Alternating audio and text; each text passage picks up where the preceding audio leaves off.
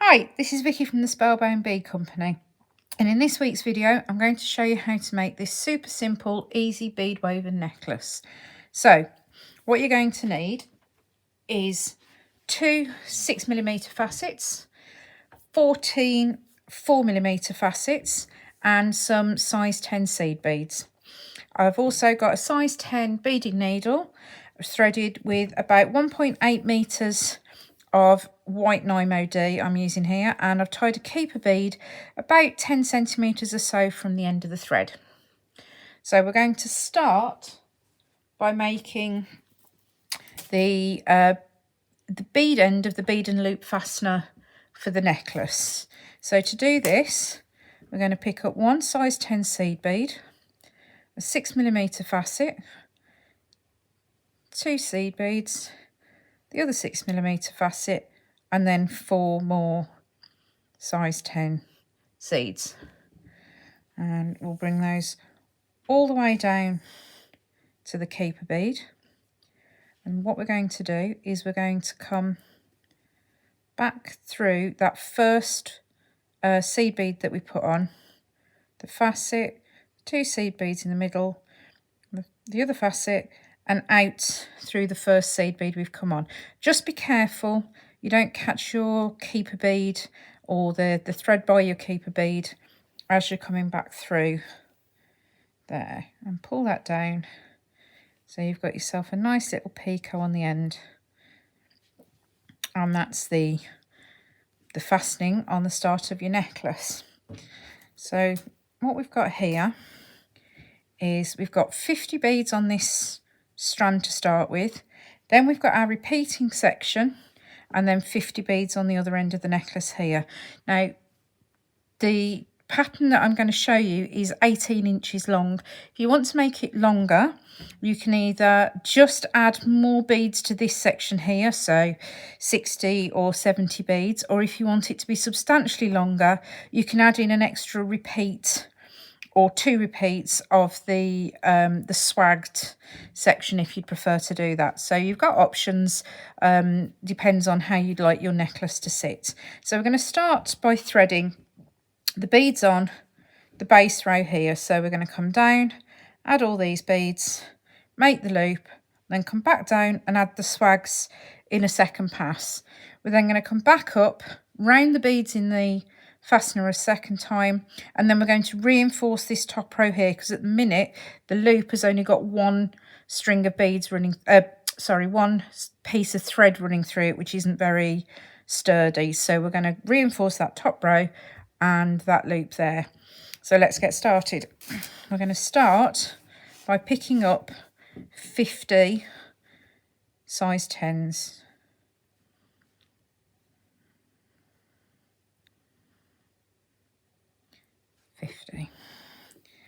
Now, to make the connection for the swag, we're going to pick up a 4mm facet, 2 size 10s, a second 4mm facet, and 2 more of the size 10s. We're going to slide those down to the rest of the beadwork, and then we're going to make a loop, and we're going to come back through that first 4mm facet we added in the same direction as before. So that will make a little loop. So you've got 2 facets sitting on top of one another with 2 size 10 seed beads on either side. So now we're going to start the repeat. So we're going to pick up 25 seed beads.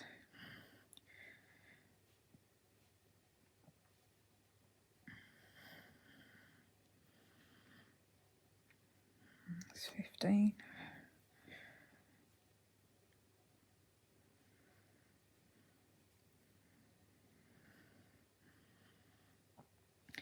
And then we're going to repeat this swag loop section again. So facet, 2, facet, and 2. Slide that all the way down. Come through that facet a second time. And just take your time here to make sure that the beads are sitting nice and snugly next to one another. You don't want to end up with any gaps, because that will affect the way your necklace hangs. And we're going to do this again.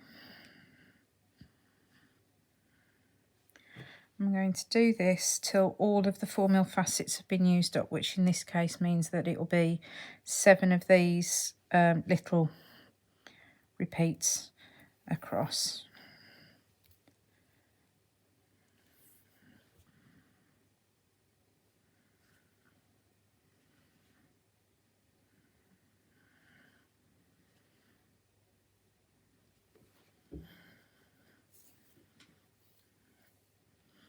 Okay, so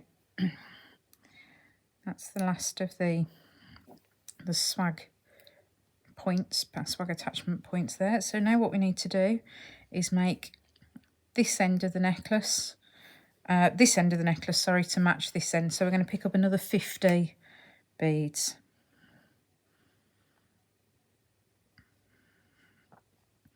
So that's 50. So now we're going to make the loop to go on the end for the fastening. So this is a great fastening to use if you have anybody who's allergic to metals or is uncomfortable wearing metal, because there's no, the other thing that's great about it is it works with the rest of the necklace because it just flows, because it's made of the same beads. It's very understated, and it also, because of the weight of the necklace, it will stay at the back of the necklace because it's quite lightweight as well. So we're going to pick up 15 more beads. 1, 2, 4, 5, 6, 7, 8, 9, 10, 11, 12, 13, 14, 15. So what we're going to do is we're going to bring that down, and we're going to come back down through that 15th, well, the first bead that we put on. I want to bring the beads into a loop like that. And then what we need to do now is just check that that loop is going to fit over this bead on the end. So, yep, that's going to fit nicely. You want something that's a snug fit, so that it will hold in place with the tension of the beads, but not so tight that you have to force it through, because if it's too tight, then it actually will weaken the thread over time, because it will stretch the thread, and that will make the loop bigger and looser, and then you'll run the risk of your necklace falling off, essentially. So make sure that's nice and snug. And then what we're going to do is we're going to come back down through this 50 beads here that we've added on. So we're going to come out next to this 4mm facet down here.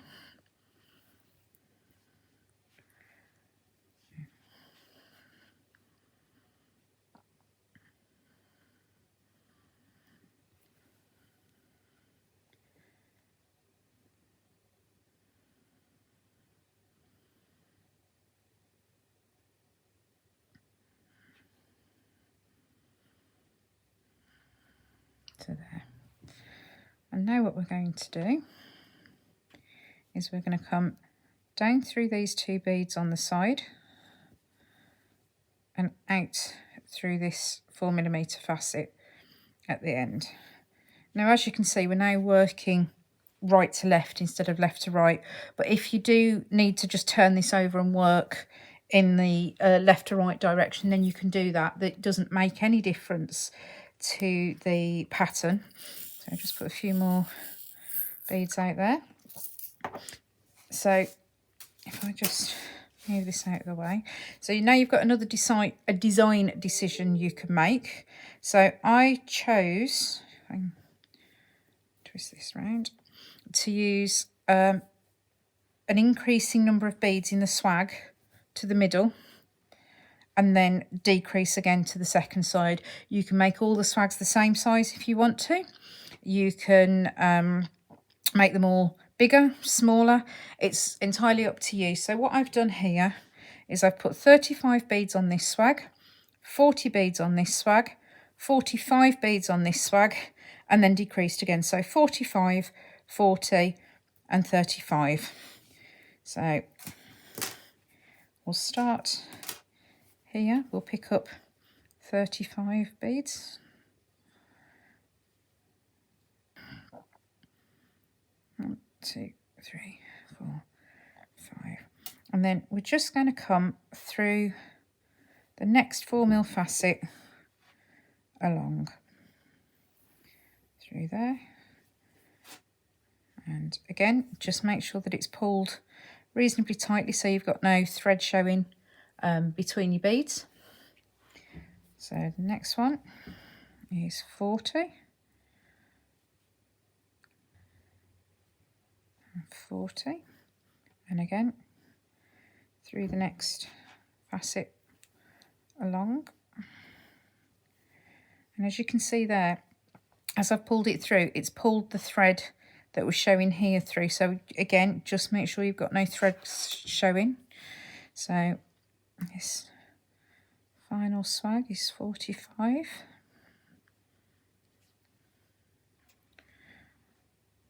43, 44, 45. Okay, so that's the first half of the necklace done. And now we're just going to mirror it by doing 45, 40 and 35.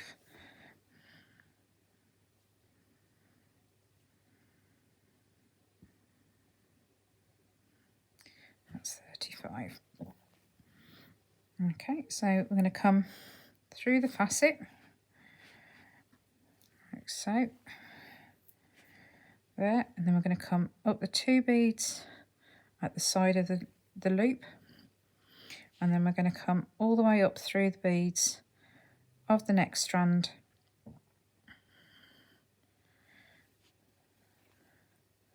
and then if you come out next to where your keeper bead is, what you can do is just lay your necklace out and just check you've got no gaps, because at this point you can actually still just tighten up those loops, the swags on the bottom, just by pulling on your working thread. So what we're going to do now is we're going to reinforce this whole top row. We don't want to reinforce the swags because we don't want to make them stiff. So what we're going to do is come back up through the beads of the fastening, so up to the top, and then around the beads of the picot and back down through till we're coming out next to the keeper bead again.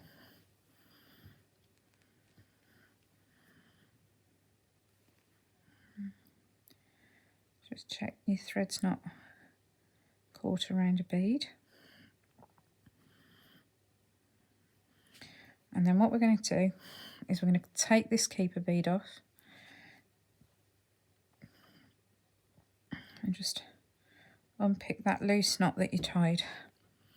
And what we're going to do is we're going to tie these 2 thread ends together. So use a double knot once and then a second time. Oops. And that'll make that nice and secure. And then we're going to run the needle and thread all the way back through this top string of beads.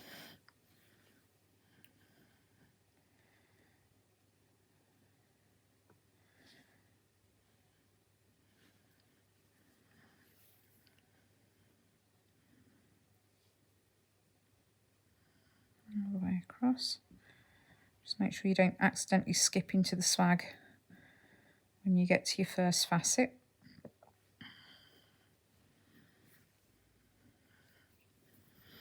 And again, you don't want to be pulling this really super tight because you still want it to hang nicely. You just need to reinforce. So just go through a few beads at a time.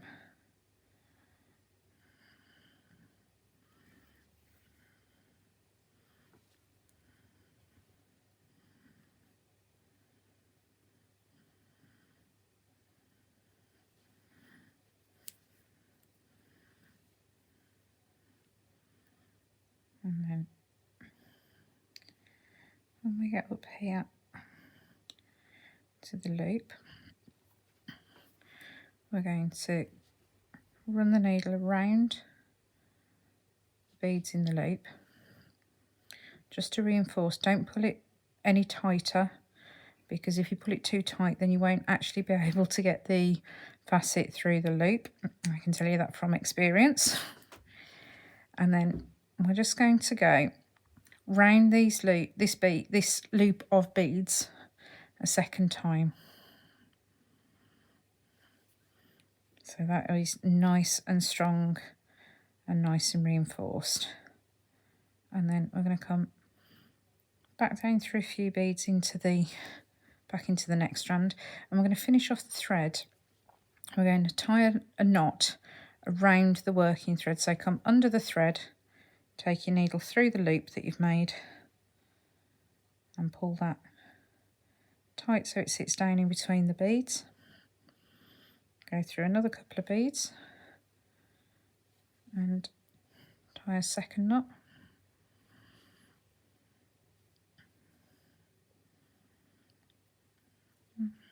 And through a few more beads there, and then we're going to trim that tail off. And then just to make sure this other end's secure, thread your needle onto the keeper bead end. Now we've got a double knot just here, so come through a couple of beads, tie a knot,